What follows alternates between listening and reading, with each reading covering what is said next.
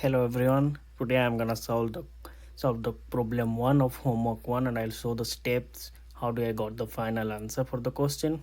So before just going into the answers, I'll just let you know what the question is. So the question says the probability of mutation in amino acids follow Poisson's distribution. So this is the function they have given for Poisson's distribution for s number of substitution. Suppose there are s number of substitution over a time period of t, so it will follow this function or this probability function to get the probability.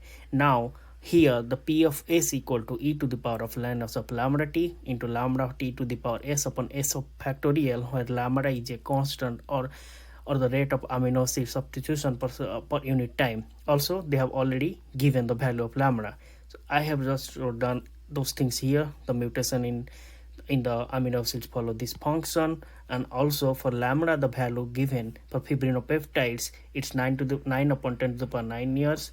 For lysozymes it's 1 upon 10 to the power 9 years. For histone it's 0.01 upon 10 to the power 9 years. So now just let's go and solve part A of the question. So part A says what is the probability that fibrinopeptides has no mutation. So can remember this is no mutation at given time of 1 billion years. So no mutation, that means the s is equal to 0 and time t is equal to 10 to the power 9 years. So now we can directly substitute the formula over there. We can write p of 0 for fibrinopeptides over a time period of 10 to the power 9 years is equivalent to e to the power minus 9 upon 10 to the power 9 multiplied by 10 to the power 9 into 9 upon 10 to the power 9 into 10 to the power 9 to the power s, which is 0 upon 0 factorial, which equivalent to e to the power of minus 9, since 0 factorial is 1 and whole thing this goes to 1, which is equivalent to 1.234 into 10 to the power minus of 4.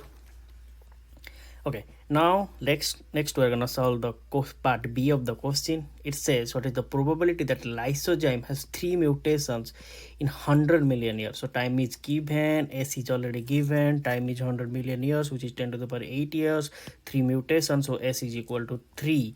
Now we can blindly write the probability function p of lysozyme for 3 over a time period of 10 to the power 8 is equivalent to e to the power minus 1 upon 10 to the power 9 multiplied by 10 to the power 8 whole multiplied by 1 upon 10 to the power 9 into 10 to the power 8 to the power of s, which is 3 upon 3 factorial, which is equal to e to the power minus 1 upon 10 into 1 upon 10 to the power 3 upon 3 factorial, which solves to get 1.508 into 10 to the power minus 4.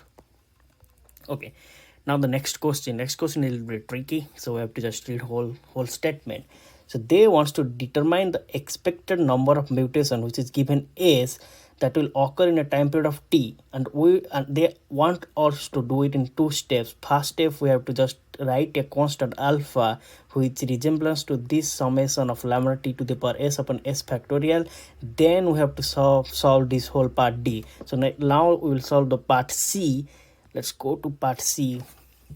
We'll start with the excitation of s, which is given by s probability of s from 0 to infinity. This is the basic formula for excitation of s. Also, we know that the summation of all the probability in an event is always equivalent to 1. So we will gonna write this as summation of s from 0 to infinity of small p of s equal to capital P of s, which is always equal to 1.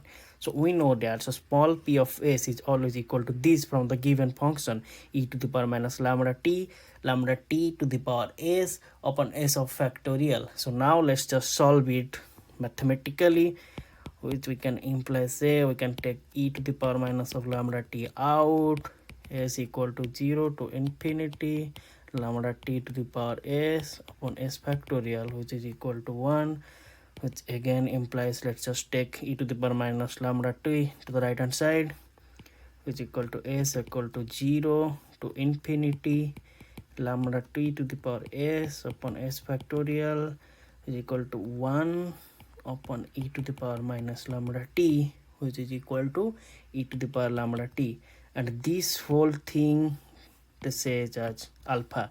So that means my alpha, which is equal to summation of s varies from 0 to infinity lambda t to the power s upon s factorial is equal to e to the power lambda t.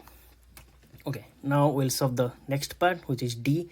So d says we have to show expectation in form of this lambda t into alpha. So now we'll just solve the simple formula. We know that a expectation of s is always equal to s into p of s, where it's varied from 0 to infinity. Now we'll just put the formula. This is the formula, s into p of s. We know already p of s equal to the minus lambda t, the function given. Let's just solve it mathematically, which is equal to s varies from 0 to infinity e to the power of minus lambda t into lambda t to the power s upon s minus 1 factorial. I just cancel this s with s factorial. Again, e to the power of minus lambda t is not required.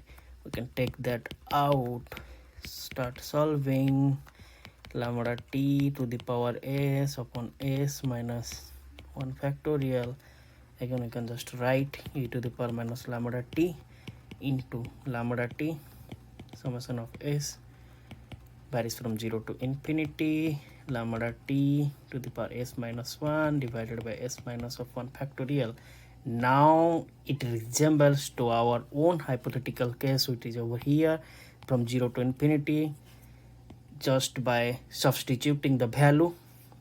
So we can just substitute the value and get the answer, which is equal to e to the power minus lambda t into alpha, which is equal to e to the power minus lambda t into lambda t to e to the power cos of lambda t, which is equal to lambda t. So for any amino acid and any peptide sequence, we can say the expectation value is equal to lambda times of t over the time period. Okay, now it make our problem simpler, and we'll just solve the bit E of the question. And bit E says, using the answer from part D, just ratio expected number of mutation in fibronopeptides to expected number of mutation in the histone protein.